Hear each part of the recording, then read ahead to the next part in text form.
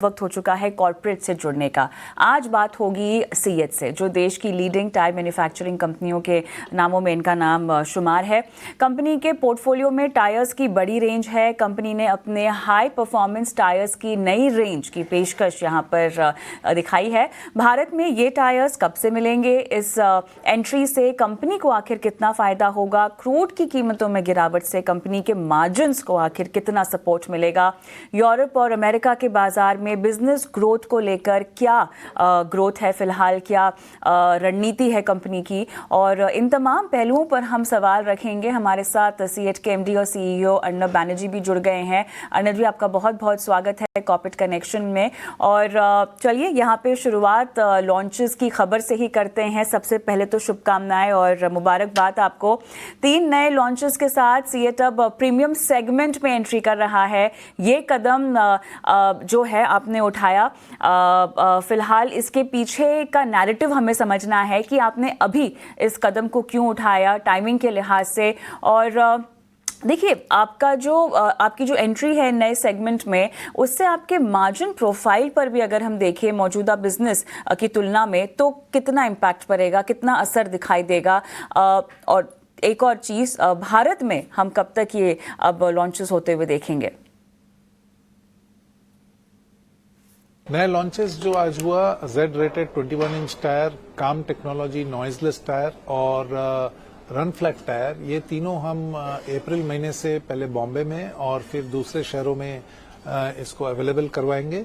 अप्रैल मई के अंदर लगभग सारे बिग टाउन्स ऑफ इंडिया में ये अवेलेबल होगा। मार्जिन प्रोफाइल डेफिनेटली बेटर होगा, क्योंकि 17 इंच प्लस जितने भी बड़े रिम साइज के टायर है, लो एस्पेक्ट रेशियो टायर्स है, इनका margin profile lower than 17 inch से काफी बेहतर है। और ये जो लीडिंग एज टेक्नोलॉजी टायर है, काम टायर या ZR21 या रन फ्लैट टायर, इसका margin profile with in 17 inch और भी बेहतर होगा।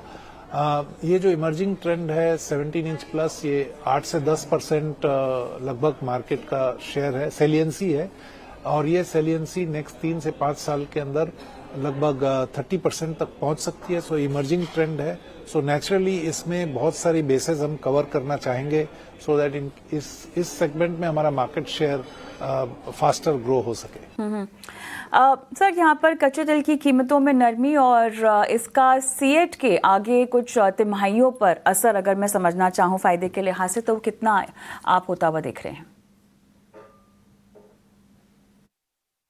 क्रूड ऑयल का रेट गिरा है, बट वोलेटाइल भी रहा है, कभी ऊपर नीचे काफी हो रही है।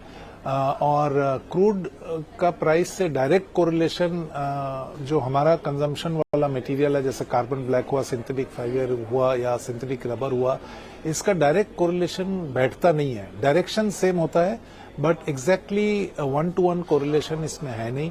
सो धीरे धीरे पास ऑन होगा। तो जनरली क्रूड गिरने से ग्रेजुअली ये सब का प्राइस नीचे आता है, बट ये मैं कह सकता हूं कि Q4 का price level raw material basket का लगभग Q3 जैसा है, और जहां तक हमारा विजिबिलिटी है Q1 प्राइसिंग का, वो भी लगभग फ्लैट ही रहेगा।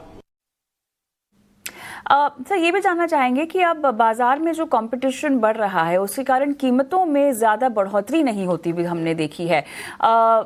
ये चैलेंज है, इस चैलेंज का सामना करने के लिए किस तरह की स्ट्रैटेजी, किस तरह की रणनीति? आप सही कह रहे हैं। हमारा ग्रॉस मार्जिन जब तक 40 to 41% नहीं पहुंचता है, हम कंफर्टेबल जोन से नीचे रहते हैं।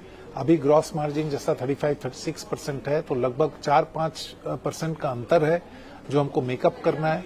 हमारी स्ट्रेटजी ऐसी रही है कि हम मोर फ्रीक्वेंट प्राइस हाइक लेना चाहते हैं, बट छोटे छोटे कदम में, और ये सारी कैटेगरी के लिए रिलेवेंट है।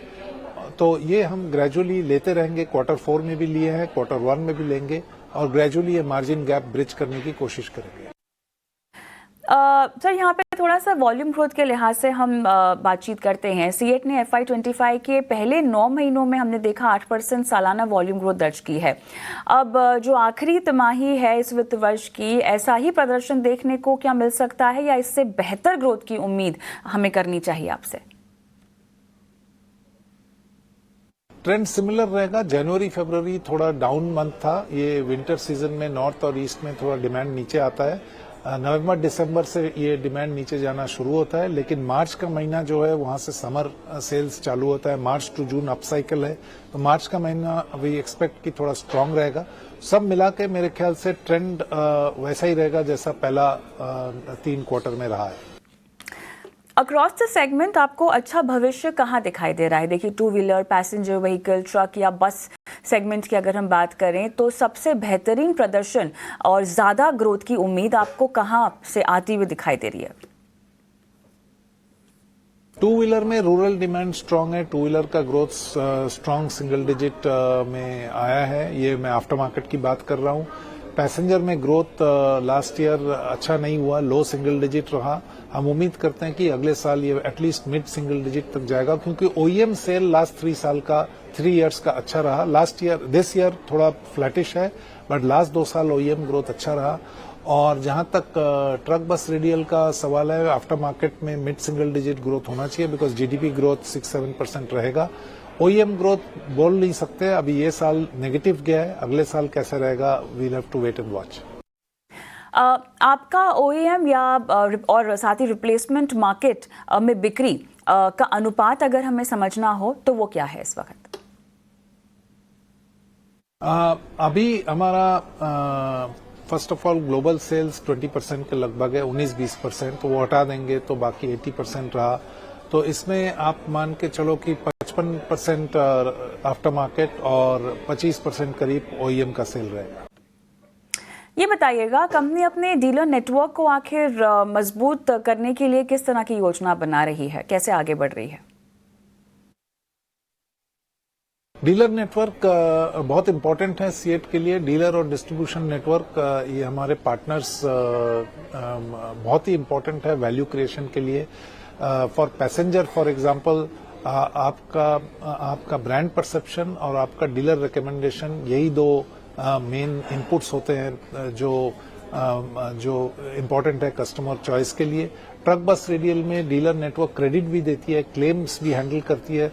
सो बहुत इंपॉर्टेंट पार्टनर्स है बिजनेस के लिए। तो हम बहुत सारे इनोवेशन लाएंगे कंपनी और डीलर के इंटरफेस में। उनका इनपुट भी हम लेते रहते हैं रेगुलर बेसिस पे।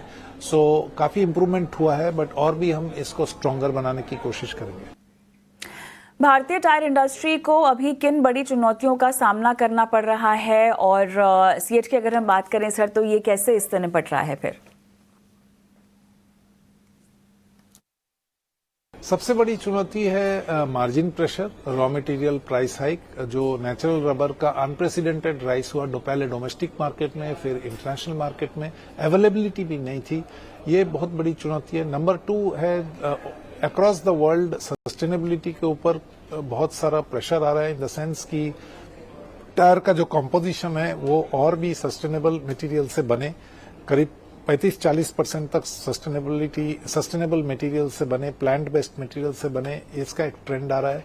और रॉ मटेरियल प्राइस जो हाइक हुआ है उससे अपना मार्जिन प्रोफाइल हम चेंज करें, ये सबसे बड़ा चुनौती है। हम कोशिश कर रहे हैं इंटरनेशनल सेल्स बढ़ाने का, यहाँ पे मार्जिन प्रोफाइल अच्छा है। आपने देखा आज जो 3 लॉन्च हुआ वो पैसेंजर सेगमेंट में, प्रीमियम सेगमेंट।